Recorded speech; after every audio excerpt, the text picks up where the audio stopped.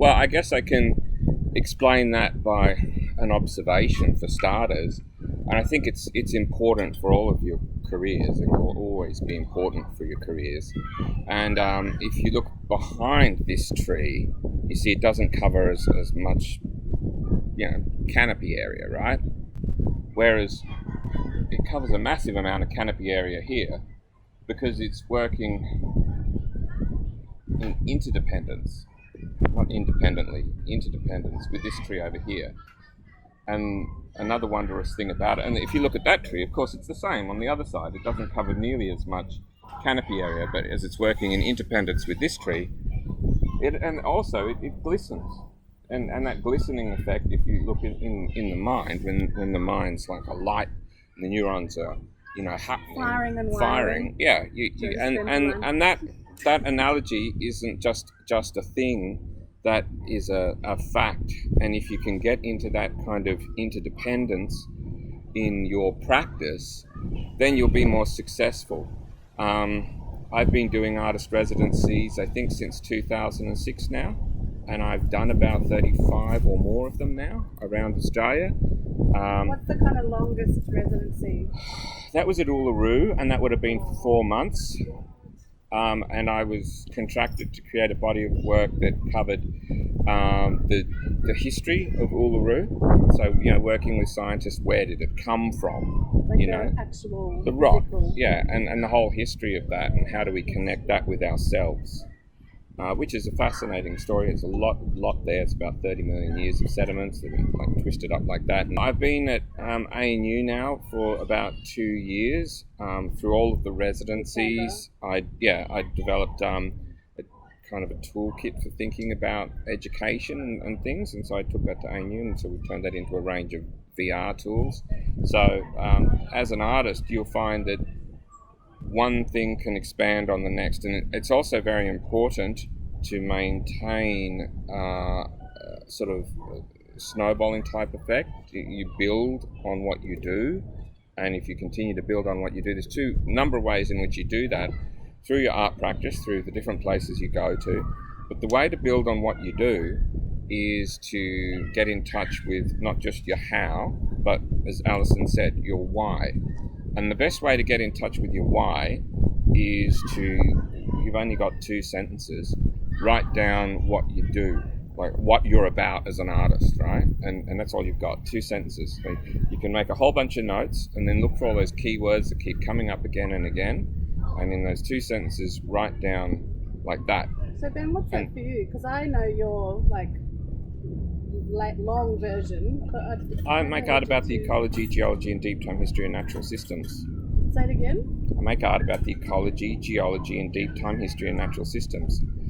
And I have... That's amazing. I wrote that in 2005 after going to see John Woolsey, who some of you may have heard of. And then I started to get every residency I went for. Just another question, sorry.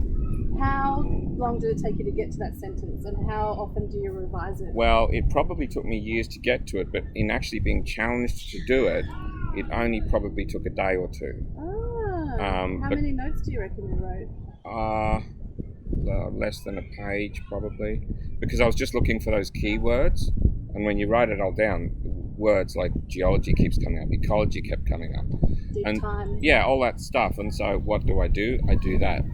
But I didn't actually do it at the time in the way that I do it now, and when you've got that, and it's a very clear statement, and it's topical, and it speaks even more so now to, but what yours is, you will come to your own accord, but you got to make sure that it's sort of been something you've been doing but haven't quite figured out what it is, like a blunt pencil. What I just said is just like sharpening that pencil.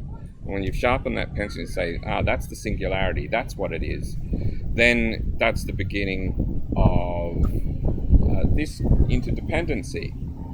People will start to kind of, resonate with you, because you're not just sharpen that pencil for them as well, but you're also speaking for what they care about. They'll start to come out of the woodwork, and they'll start to work with you on these things. With my first residency, as I said, I didn't have the aesthetic. I didn't in Broken Hill, I had all the funding. I had funding for a year and a half. I had 5 residencies, and I didn't even know how I going to make what I do, you know. So I was in the 3rd week. So how much of it, like, so in those applications, this was way back when you first decided 2005 I started to write the applications, and 2006 I started. Yeah. Do you mind telling us about how you got onto the idea of residencies and what you were doing before? Sitting around in the studio in Melbourne, and then in Toowoomba for a bit, not long, a bit, and then just I went on a road trip, and the curator of the Broken Hill Gallery happened to be a friend of a friend from Melbourne. She said, "Why don't you do a residency?" I'd never heard of it. I didn't know what that was. But after a while, another point there was that my thing, and this was, you'll find your own thing, but my other pitch was I'm going to go to the areas that have been made famous by the Angry Penguin artists like Boyd and Nolan and those guys. Angry Penguin artists? Yeah. Why are they called Angry Penguin? I don't know why they call them that, but that's Sydney Nolan, Russell Drysdale, Donald Friend, all of those guys. I think John Olsen might have been part of it. But that group, then they went out into these places around Australia and started to create what these iconic artworks, which was the mythology for white people. Okay. You know, the Indigenous surely didn't need it, but the whites had an absence of that stuff, and that's why those paintings are famous for that reason. So I wanted to go to those areas and approach it from a field naturalist point of view, figure that out. So that's those kind of key things. If you tap into whatever it is, look for for that area where there's a demand for something. Look for something where there's, an absence of it, and think about how you're going to fill those gaps, those places, to create your own niche, which is partially an identity for yourself, but it's partially about this thing again, which is about giving back to the community in one way or another. You can go so far if it's all about you, but if it's about education in some way, if it's about adding to something and growing something more than yourself, I really mean that, you'll get much more demand, for what you do.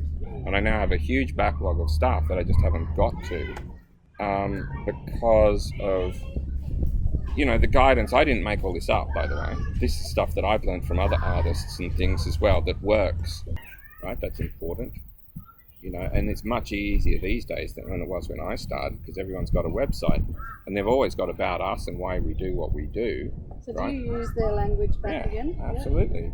You go and you take what they've got there and you copy that on their website, and then you reword it into a way where you are value adding to what they offer. And I do that more and more these days, because after I'd exhausted those kind of there's a lot of residencies I didn't want to do in cities and stuff. There's no interest to me. The ones kind of out there that were cool, and I'd done them all, I started to then look at the ecotourism stuff. Right? Sorry, I missed that. Ecotourism. Oh, yes. And which is all of Rouge. Is that how you got to there? Or? Yeah. Yep. Well, that came out of the Alice Springs Desert Park one, which in turn came out of, I was a guest speaker at Cave Apps, a paleontology conference. Yep. So just talking about communicating science through the arts and innovative ways of teaching. That's how that came about. But mostly, say, Lake Eyre, for example, or Narracoorte Caves, or like a myriad of others, like Margaret River. All of them was like researching kind of ecotourism type things that are out there. And if you say, okay, you want to go to this area, you know where you want to go. You want to go somewhere cool, right? So then you do a search on, and then a whole bunch of ecotourism places come up, like where you want to go. And then you just pull that out and look at like about them each time, what they're about and what their values are. So you're value adding. Oh, this is something else. Then they'll ask you, what do they get out of it, right? And so in terms of value adding, initially when I started to do this, I went down a path that I wouldn't do these days, which is where I was saying, I'd give them a print of something I did, but I would not do that now. That's sort of old schoolish. Yeah. It was a thing, huh? Yeah. These days, you have a website, right? You've got like Wix or Squarespace or something like that. They're free, and you say, you would create art about the place and you've created a page of the website, you give them a link that they can then feature on their website. You've got your phones and stuff, you can easily make short films. I make tons of short films. This is just, pull out my camera or whatever, and just doesn't have to be great. It's still a lot better than a lot of the stuff that used to be made. And what do you do with those films? What you do is firstly, how do you make them? Find your art doesn't have to be of necessarily specifically the place, but the films should be. So the way you do that is very simple. You just go out and you find somebody that's passionate about the place. It's either it's often the people that run the place, right? Whatever the tourism place is, or it's a conservationist in the region. It could be a traditional owner. I've done all these things and mixes of them at different times, and then you've got your YouTube channel. Then you just put that on your YouTube channel, and then you just embed it next to the artwork you made, and then that's just a way of value adding, and also you learn stuff. This is a really good thing to do in yourself because it informs your art and stuff you never would have thought of doing. And they just say things that they didn't say that before. That happens so often, It's like, what? Really? And that happens like a lot. And then you've got kind of a package. Then you've got something whereby you can go to a place, get fed well, they give you awesome accommodation that cost you a fortune otherwise, and it creates interest in that email list I told you about, where you've been to some cool place, right? And you did this cool thing.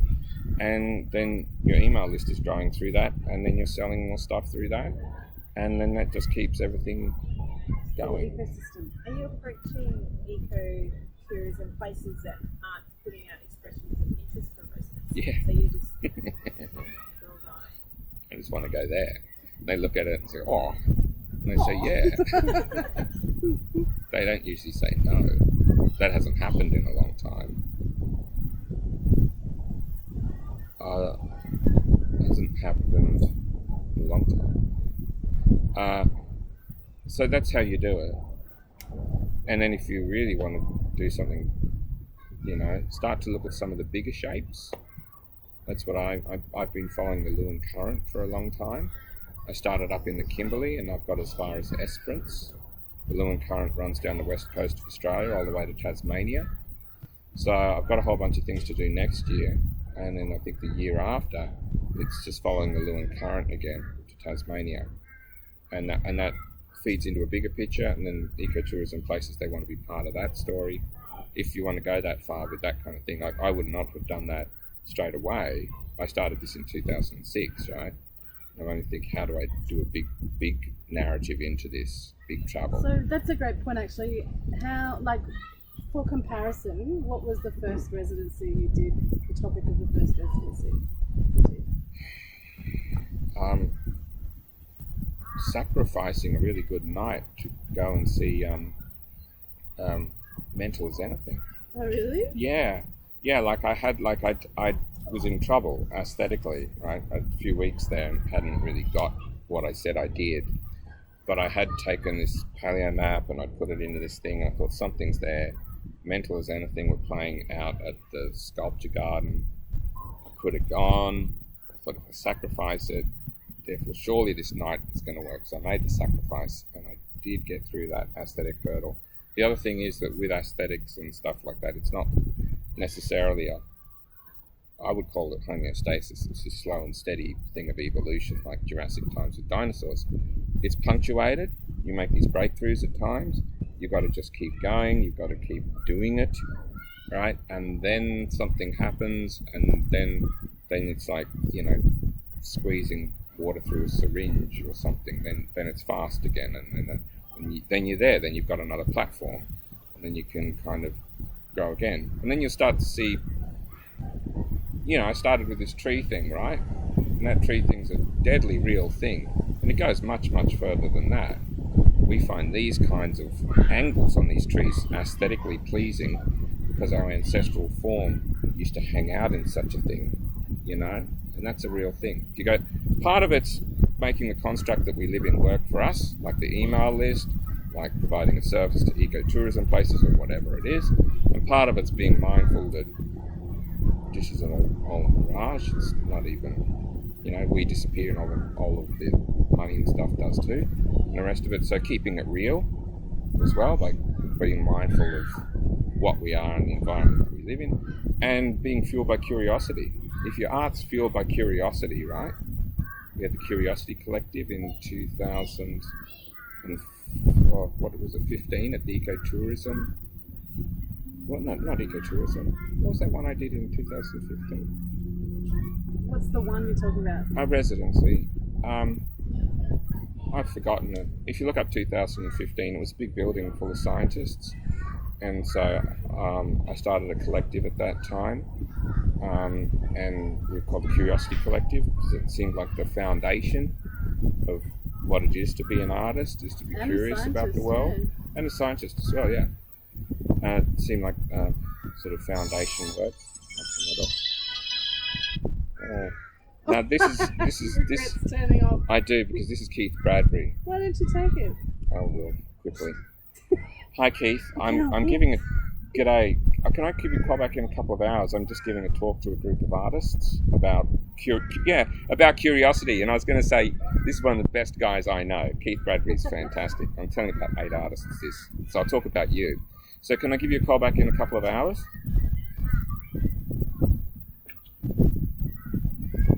Yeah, fantastic. We got commissioned for 2 more sculptures in the Bunya Mountains. Yeah. All right, thanks, Keith. Bye. Brilliant human. I'm not kidding. And this is what I mean by this feedback loop thing, right? If you go and search for 1,000,000 acres a year, you'll see Keith giving that documentary. See, look at that, goosebumps. Because the Western Australian government, in their infinite wisdom, decided to destroy a massive area of the most rich in biodiverse plant life in the world. They just decimated it, and it's called the wheat belt, right? I don't know when this started, maybe in the 50s or something.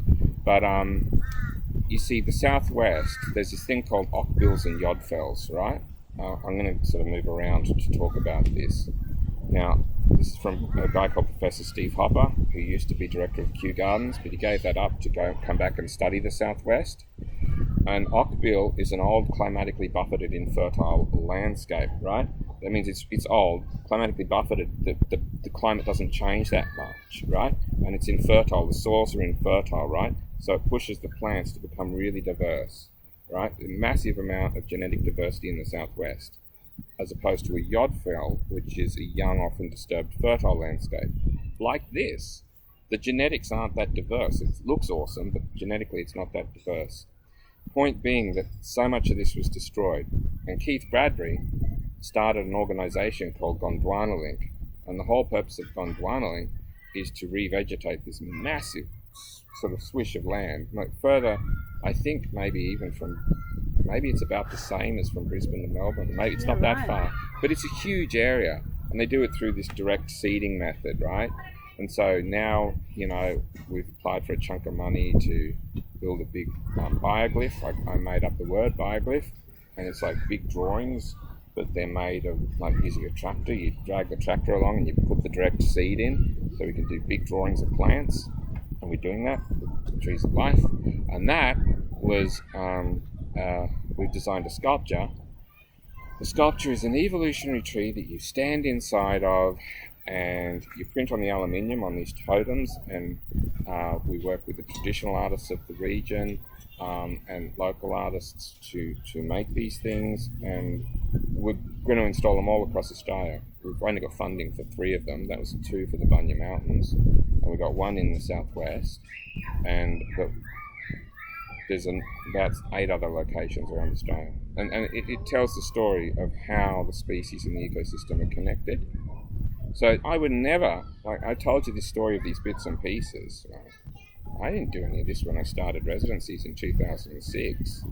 I just said I did it. and then I didn't go to that Mental as Anything concert. And then after but, that, But you're saying you didn't do it in 2006, but you No. had your sentence saying that was your interest. so that's what I Yeah. did. Yeah. Mm. And then the next residency, Fowler's Gap, was living in a hut by myself for almost a month. And believe me, out in the arid zone, when you've got 2 food drop-offs for the month, you know, and got to see the girlfriend in the last week, you know, and it's just there by yourself, and it really skewers you. You know, those things are really good. They're really, really good to do those sorts of things at times. And so one thing builds on the next and builds on the next. But what you've got to do, as Alison had said in that, I think, email this morning or yesterday, is like finding your why. You find that why, and you sort of, and it's not like, but the why's really got to be so important to yourself, because it's got to, like, you know, really be something that is going to just keep you going. And you don't, you know, you get that from that interdependency thing. Like these 2 trees covering all this area because they're working together. Because on the other side they don't do that, because there's no other tree over there like these 2, but it works. So if you could find that space that's working. And the how. So the story of your birthday Wave Rock 2 years ago. Oh yeah, 2 years ago, because it's my birthday tomorrow. Oh, happy birthday. Yeah. Yeah, thanks. It's an orbital return. So we've created a calculator that will tell you put in your birthday, and it tells you how far you've travelled through the universe since you were born. Oh my god. Yeah, that was important. Sometimes you've got to do that, and it was very difficult. Because I do try to do interesting geology on my birthday, you know, so I'm hoping to climb Mount Coolum tomorrow. So the geology is very, very important to me, but you find what's important to you, right? And at Wave Rock, it was my birthday, so I was up on Wave Rock, and I just said to myself, well, there's not going to be any more residencies until I found a university to partner with to build this stuff, these designs and that for education that I wanted to do. And it was very, very difficult. But then eventually I found ANU. They said, you know, we do things that have never been done before. We're going to fund this thing, and so we built it. How many universities did you? A few, to different degrees like and stuff 8 like to that. 9? But you know, yeah, it was certainly difficult. But the point is that, you know, we now have 4 different virtual reality worlds and stuff, but it uses your art and that as well. And that came out of like drawings and paintings and stuff. So you can, this interdependency thing, you see, they wouldn't have made up that stuff, and I wouldn't have made up that stuff. Like on a computer, it came out of drawing, you know, and your foundation stuff of thinking about stuff and drawing it. You know what I mean? So that's important as well, I think. And, you know, now, to me, the most important things are that in the next couple of years we build these sculptures all over Australia. The sculptures is like a construction kit, but it's always different because the species are different, so the environment's different, you know. And focus on building as many of them as we can, working with as many communities and working with the traditional owners and the conservation organisations in the region. Doing that, continuing with the residencies to a degree, but a lot focusing on the sculptures and just keeping things going at ANU as you can, because as you know, the government hasn't exactly been that great with supporting education through COVID, so that it took a massive hit. My work and a lot of things just slowed down terribly. Yeah, everything did, you know. But something in that during that time, Ben and another artist came up with your online course idea. Yeah, that's right, we did. Marley Moyer, if you check her out, you know, she's an amazing scientific illustrator. We thought, well, we'll create an online course, and yeah, a bit of what I've shared with you is in it, but I want you to do it, so not all of it. You know, there's a lot of other stuff as well that is in the online course. But it's on applying for residency. It's on that. It's on, like, yeah, how to get them and all of that kind of stuff, and then how to, you know, if you're interested in field naturalist stuff, how to think as an ecologist, how to think as a geologist, how to bring all of that kind of stuff like then into your art, and then how to build a visual literacy platform which will help you continue and grow kind of, what you do in your own way. We're not saying to, the students, become a field naturalist artist. We're just saying, think about how to connect more, so with the natural world, not necessarily in your art itself. It's not about that, because you can be massively abstract in things and still build up those connections and show that, on your website through different mediums and stuff to, potential patrons, because there is a massive it's a glut in the market. If you happen to be a creative like us, right, the number of tourism places that are out there that will take you on trips and blah blah, all these sorts of things. I was the artist for the Birkenwells environmental expedition. We went from Melbourne to the Gulf. That was difficult. How long did that go for? I honestly don't know. Like, the whole thing was a weird dream. It was never ending craziness. But those sorts of things, and there's lots of them out there. What about the train network? What about those people that take you out on those amazing, big four-wheel drivey things, and the flights? There's tons of places that'll take you flying. I was known as the Chucks man. Yeah. At Lake Eyre. So I was going on flights twice a day and throwing up several times a day. But you were saying because of the reflection on the water. Yeah. Like what? Tell that part of it. Oh, that was just amazing, because at the deepest it's only about 2 meters or something like that when I was there. So it was like a mirror reflection, So you couldn't tell which one was up. No, it started to get very, very what's what, Awesome. Yeah. You only knew which road was down because that's the way the vomit went. It was terrible, but it was awesome as well. I would have kept doing it. It's just, It's a visual. Yeah. No, Ben, you have to stop now. No. Drink some more water. Oh, the worst time, make sure you eat before you go so you've got something to throw up, because otherwise it's just worse. So the pilot appreciates that too. The strangest time was when I was with the pilot once, and he said, "Oh, look, I had a few drinks. I'm feeling a bit hungover. I need to sleep." and so he fell asleep, and he just said to the cook who was next to him, "If that goes above that or below that, just wake me up." And then he's there with his earphones on, and we're all there, and he's going, and deadly said he was asleep. I don't think it was some freak out. This is just the way they do things out there.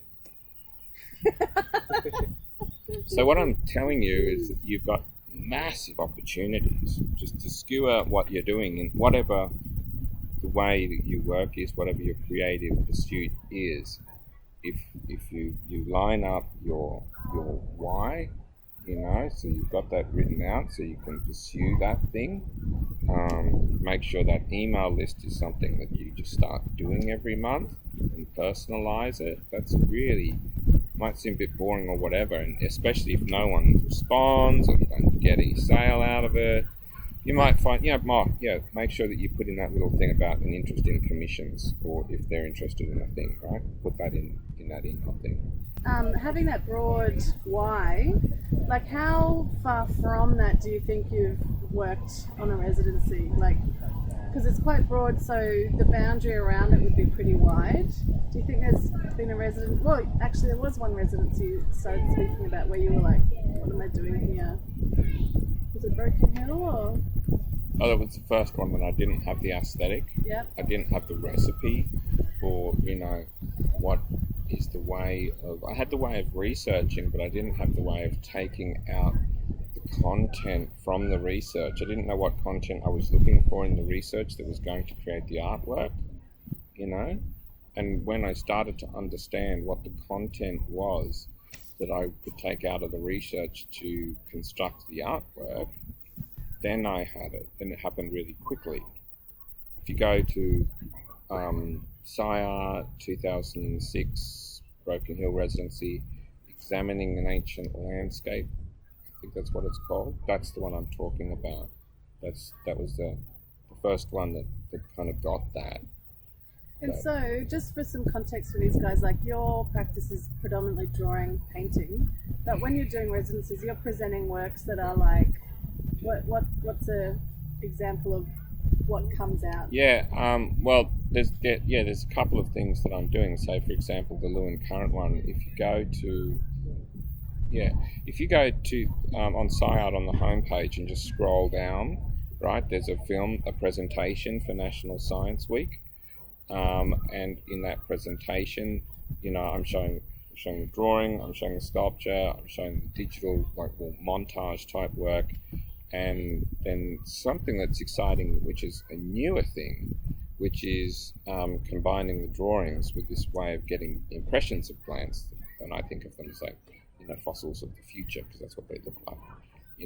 But that's a huge big drawing. That bit there is like a detail of it. It's now, the drawing that you're doing. it's 30 meters long now. The new thing. Getting to a repeatable pattern in your practice that is sustaining your creativity, but also sustaining you financially. That's what it's about. If you can do that and get to that as quick as you and can. Sustains a curiosity. Yeah, absolutely. Creativity with curiosity and the feedback loop between those two. And then a repetitive thing which is sort of interesting to you, that is working, and growing your, people who buy your stuff, what you do. So think about a couple of different sort of sizes and things like that as well. Those sorts of things are kind of important. There's plenty of other ways, I'm sure, of doing it. That's just the way that I happen to come about doing it, because before then I'd been painting in the studio in Melbourne. I'd been in Melbourne for 7 years, until the point in which I could just look at the train line and imagine I've done this and this, and I've done this for several years, I haven't gone anywhere, and it's starting to get really frustrated, because I didn't know the way out. The way out is much easier now than what it used to be. I've just told you how to get out.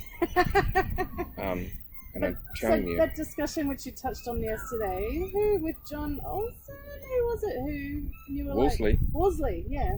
Could you talk about that a bit?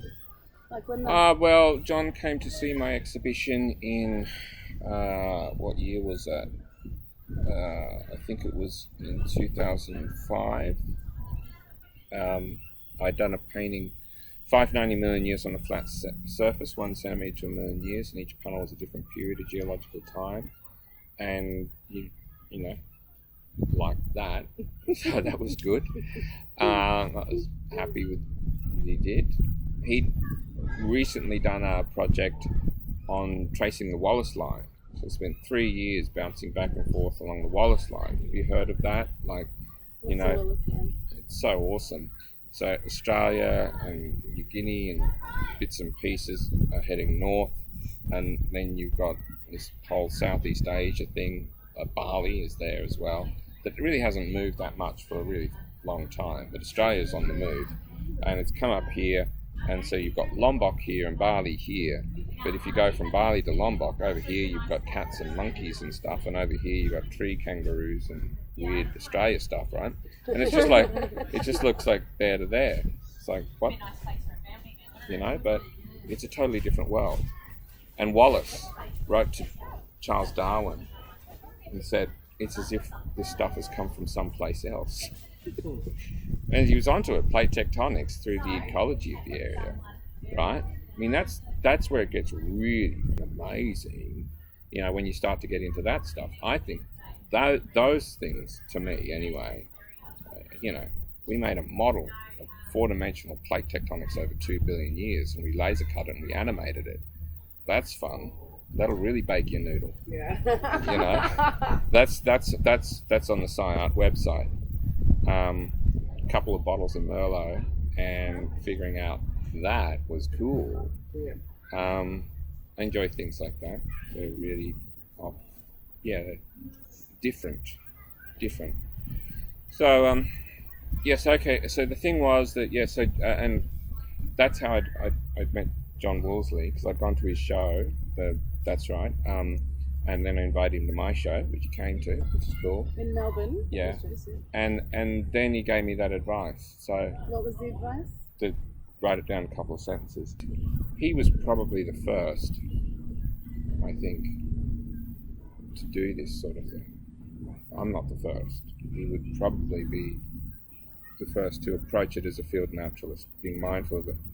He said the ink flows and the brush follows, in regards to other ancient Chinese landscape artists. Did you see those weirdo mountains that they do? And that's because they're drawing interesting elements of the same mountain as they walk around the mountain. They put it all in the one page, right? And that fog between them, that's just how do you join the different elements? Sort of like an unusual kind of cubism for nature. That's why the light is always unusual and interesting. So sometimes I say it's like dropping a thread down through these different areas and pulling out these parts. There's so much to learn from. The one danger in that is if you start to become, if you're in the art side, you call it didactic, right? But just don't become too clinical. Make sure you stay an artist, Despite all this, you can put it into your other stuff, right? Film stuff, or how you document who you talk to and what you learn from. But just don't lose the zen, don't lose the... I have sometimes, believe me. That's when stuff hasn't worked. I make art about. Yeah, about, but not sort of. I don't copy that stuff out and put it in a thing. I just, learn from it and inspired by it and things like that. And luckily, geology is so abstract. The abstraction of shapes is just so strange. It's very unusual, So I think that's pretty much where I think things are at now. And then over time, get better at learning from people and working with more people. But be careful of that too. That's what I'd said to Alison probably ages ago. Maybe it is like Alison made it work, an incredible achievement. I just got burnt out. I was like, fuck it, I'm out of here, because I was running a gallery in Melbourne. I just couldn't do it anymore. So make sure that you stay central to yourself as well as much as you can. There's a balance between working with other people and finding how to work with other people, but not in that losing part of too much of yourself, giving too much of yourself away.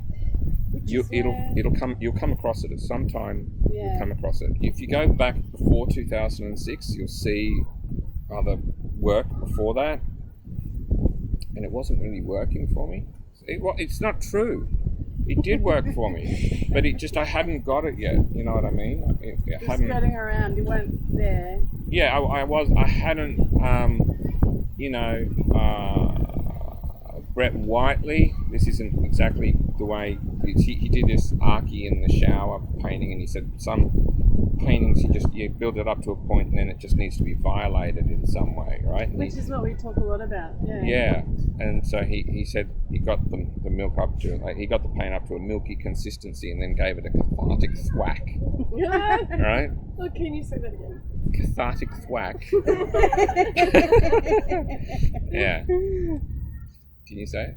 Cathartic thwack. That's it. It's not cathartic in itself. The first word combination. Sorry. Cathartic thwack. And if you look at the painting Archie in the shower, just look it up, all right, and you'll see the cathartic thwack. Archie in the shower? I think that's what it is. It's, Archie in the shower. But cathartic thwack. So I needed a cathartic thwack. And I didn't know how to do it until I found rock from the Silurian period. From the where? Silurian period. It's where the plants come onto land. Well, he thought they did, but I always suspected it was earlier than that, and recently that's been confirmed. It was Ordovician. But there was some pebbles and stuff, right, from the Silurian period, and so you extrapolate on that. So then I looked for Silurian rocks, right? And then I found this... Where were you looking? This was in your residency? This was in the Geology of Australia. The book, right? Ah, right. okay. So, yeah. And then from that, so the Silurian rocks in the landscape, therefore I can use the geology of the Silurian period of Australia, because this goes with that. And then I put it on there, and it's like, this is, I've got this big abstract shape. And it started to,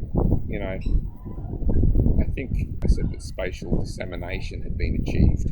But I just meant that I'd put something that Did you didn't. say dissemination or Yeah. insemination?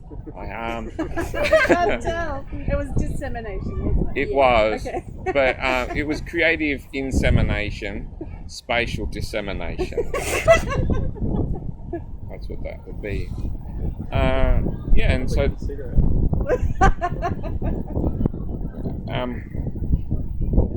I haven't really much changed, except that I'm not going to be doing it that way anymore. I'm doing the outside for these sculptures, and I think that's enough, because each sculpture represents 16 species. One of them is humans, and that's the entrance point into the sculpture. And they're 3.5 to 4 meters high, so they're big long strips. So that gives me like 15 panels to do for each one. So I think that's the change. That kind of thing now changes into that kind of stuff. But you'll find that also over time. You'll develop these refined niches in how you work, and then you'll start to see different ways that you can do that. And I think that you'll find that as you go along, different ways to think about and do what you're doing and things like that. And in different mediums, and how does that medium work with what you've refined thus far. The main thing is don't change too much. I used to always eat off a yellow plate in the morning. I highly encourage that for creativity. Eat off a yellow plate for breakfast. Everyone write that down. It's really good for creativity. I think that I don't really feel. I think the wonderment of stuff grows and grows. The more you connect little bits and pieces of stuff, right? And it's so easy with the internet now. Coming here, just looked it up. How old's the volcano? Oh, it's 27 million years old. Cool. Cool. Oh, I didn't know Coolum was a volcano. Alright. I said it once. I think Coolum's the second biggest rock in Australia as well. Yeah, Second it biggest is. monument. I've heard that. Is it? Something like that. Second to. And I was at Mount Augustus on my birthday several years ago, and they were saying Augustus is bigger than Uluru. But Augustus is different again. It's sedimentary material from one of these, and Australia is full of giant mountain ranges that aren't here anymore. It's such an old continent. Central Australian mountains were the size of the Himalayas that formed Uluru, and they're not here anymore. So it gets stranger as you go along. If you find a way of looking into the world that, again, in 2006 when I just wrote up those sentences, I never expected that as you go along, it just becomes more and more unusual. The thing I didn't say about the Southwest is those plants have been evolving there for 250 million years without anything killing them or destroying those genetic streams. Under the sun the whole time, except for night. Yeah. I mean, but there are punctuated moments, so that the older plants that are there, those lineages were there long before the flowers evolved, and then the flowers arrived into those spaces, and they're incredibly diverse now. But the wonderment of stuff grows as it goes along. That's what I find continuously unusual and different about things. But how do you get a healthy kind of interplay between that, as opposed to, and then you start to think about some other things. You think, what's happening when you go into a city, or what is it?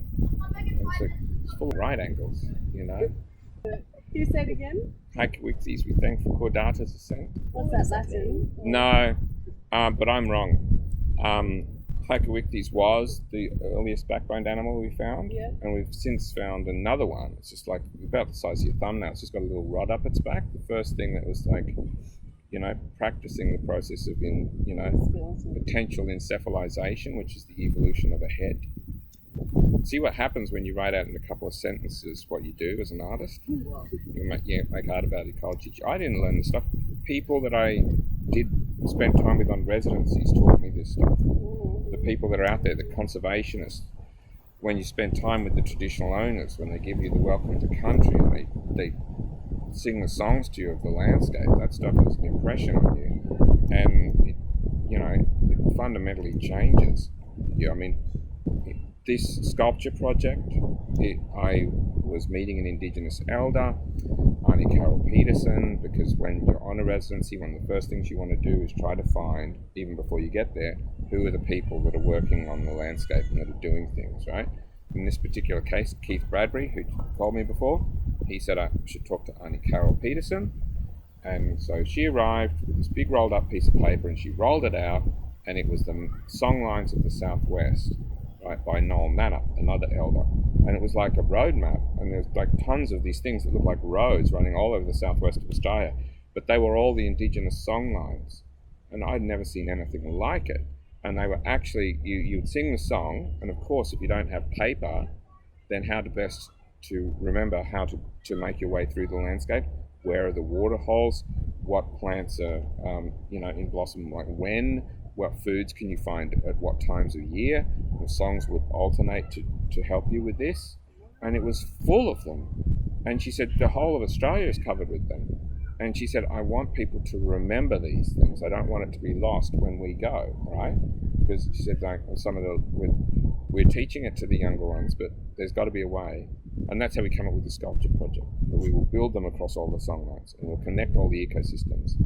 And so that's why we're happy. Like Keith, now we've got 2 in the Bunya Mountains. And the head curator at Alice Springs Desert Park is applying for one. So that will give us, across that way. And we got down at Mount Dandenong as well. And I think the Yarra Valley, and I think maybe 2 in the Northern Territory, and 1 over at Magnet. So the process of doing these things builds you onto other things. And this thing that I started with, because I'll finish now, I think was that interdependency thing. If you're there and are doing your thing, that's excellent to do that. But it's through finding ways that you can, enhance other people's aspirations as well and their purpose, and getting into that why. If you share a why with others, right? Like Arnie Carroll, that was her why. She brought that. She said, I don't want this to be forgotten. Value? Yeah, it's a value-adding thing, which then, people want to talk to the artists. They want to do this, and that means that the tourism place is making more money, because that's why, they have these artists that do these things at times. It's very easy to create your own. Once you've got that platform, you just look at the area you want. I bet you guys, any of you, easy could do it. Just look at a place that you want to travel to, do a search for all the ecotourism places that are around, create that presentation, and there's plenty of information on the site online course in which you can learn how to do that. and then you get them. You'll get something, and then you build on that, and then you get another one, and you get another one, and it will snowball from there. And in Australia, there's glut. Hardly any artist knows about it. There's thousands of them. Thousands of them. It's about the concept and the border. Yeah. Would you? In regards to the sculptures, for example, I went through maybe 4 or 5 different designs before we had the design that worked. Resting again. Huh? I'm just resting my hand again. Sorry. But yeah, so, and then for the art for it, we want it to be really something that's community based. So we invite the traditional owners to do the art for the inside. That's printed on aluminium, right? So the paintings then printed on the aluminium. The outside, we have an artist that does scientific illustration. We have an artist that does the pressings of the plants, and myself that does my kind of work. But and then we have someone else that's doing the research for the base of it. So it is, you couldn't make something like that without that interdependency type thing. And there's a number of examples like that.